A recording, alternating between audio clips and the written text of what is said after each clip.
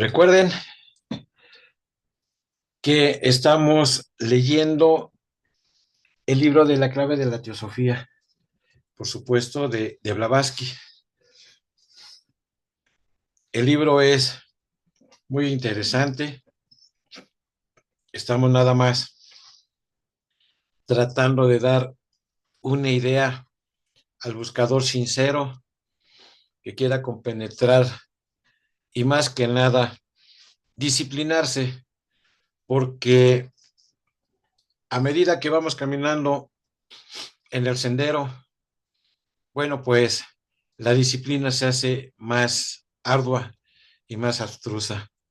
No se trata de coleccionar libros, y yo he leído tantos libros, sino que, como lo dice ahí en el libro Blavatsky, pues al árbol se le conoce por sus frutos. Y bueno, la teosofía hace mucho hincapié en que debemos de hacer un servicio a la humanidad y quitarse todas las medallas y quitarse todos los grados que nosotros podamos imaginar y disque tener, porque si no, nosotros no vamos a poder avanzar. Ese es uno de los requisitos que va a costar muchísimo que nosotros podamos hacerlo. El culto a la personalidad, estoy tan acostumbrado que me digan que yo soy esto, que yo soy esto, que hago mucho por la humanidad, bla, bla, bla, bla, bla, pero no nos quitamos una sola medalla de ese espejismo. Por eso es que empezamos a hablar de las otras escuelas para llevarlos poco a poco hasta llegar aquí, de que el camino no es nada sencillo. No se trata de recompensas, títulos, merecimientos, etcétera, etcétera. Si yo no hago algo por un ser viviente, es inútil que yo tenga reconocimientos, medallas, grados y tantas escuelas y etcétera. El primer requisito precisamente para caminar en el sendero del retorno es quitarse esas medallas. Si no puede, todavía no está preparado para esto. La teosofía es muy abstrusa, créanlo. Ya estuvimos escuchando muy poco los planteamientos que le hicieron y la forma de contestar de ella. Aquí, en lo que vamos a continuar, le hacen una pregunta muy interesante y la pregunta es, ¿creéis en Dios? Depende de lo que entendáis por ese término. Nos referimos al Dios de los cristianos, el Padre de Jesús y Creador, al Dios bíblico de Moisés en una palabra. En semejante Dios no creemos.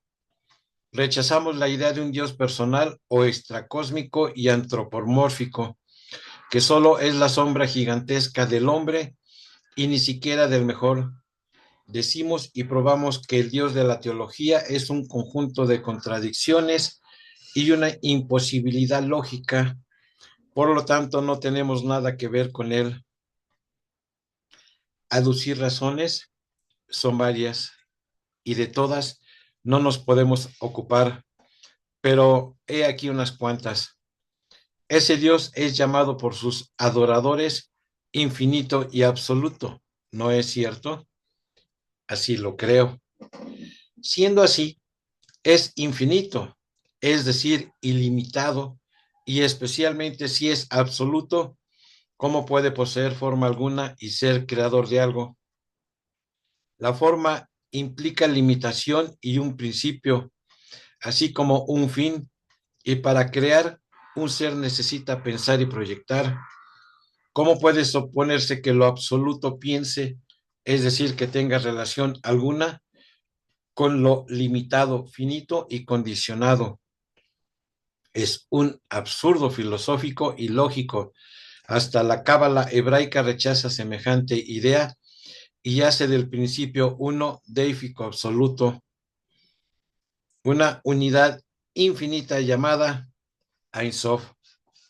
Para crear, el creador ha de volverse activo, y como esto es imposible para lo que es absoluto, el principio infinito se nos muestra como causa de la evolución, no de la creación, de un modo indirecto, es decir, por la emanación de sí mismo. Otro absurdo debido esta vez a los traductores de la Cábala del Céfiro. ¿Cómo se explica entonces de que, siendo así, existan cabalistas que aún creen en Jehová o en el tetragamatrón? Puede creer, pueden creer lo que quieran, ya que su creencia o increencia difícilmente puede afectar a un hecho evidente. Nos dicen los jesuitas que 2 y 2 no siempre hacen 4, puesto que de la voluntad de Dios depende el hacer 2 más 5. Hemos de aceptar por eso su sofisma. ¿Sois entonces ateos? No nos consideramos tales, a no ser que se aplique el epíteto de ateo a los que no creen en un Dios antropomórfico.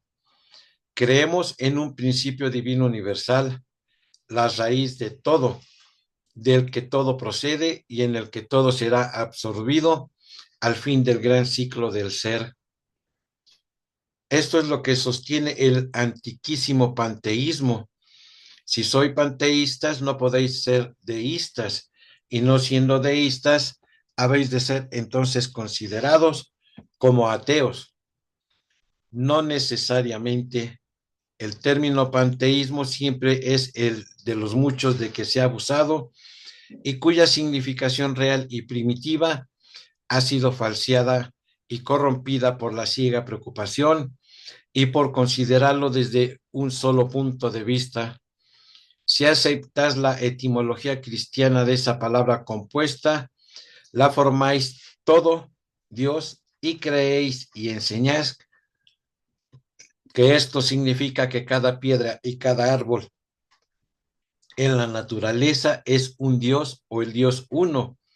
Entonces, claro está que tendréis razón y llamaréis fetichistas a los panteístas. Pero si empleáis la etimología de la palabra panteísmo esotéricamente, como hacemos nosotros, difícilmente sacaréis el mismo resultado. ¿Cuál es, pues, su definición? Permitidme que os haga una pregunta. ¿Qué entendéis por pan o naturaleza? Creemos que la naturaleza es la suma total de las cosas existentes que nos rodean, el agregado de causas y efectos en el mundo de la materia, la creación o universo.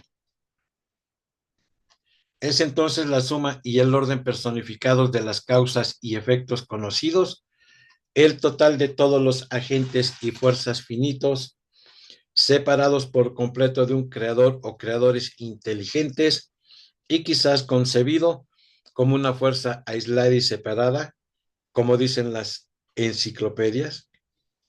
Así lo creo.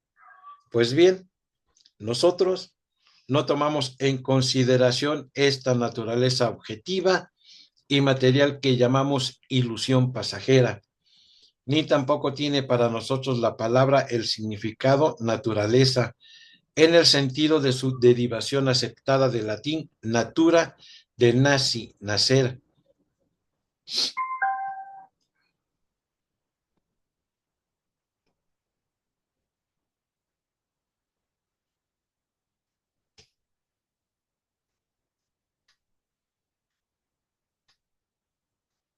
Cuando hablamos de la deidad y la identificamos con la naturaleza, haciéndola por lo tanto contemporánea de la misma, nos referimos a la naturaleza eterna e increada y no a vuestro agregado de sombras pasajeras e imaginarias. Dejamos para los fabricantes de himnos el considerar al cielo visible o parásito como el trono de Dios.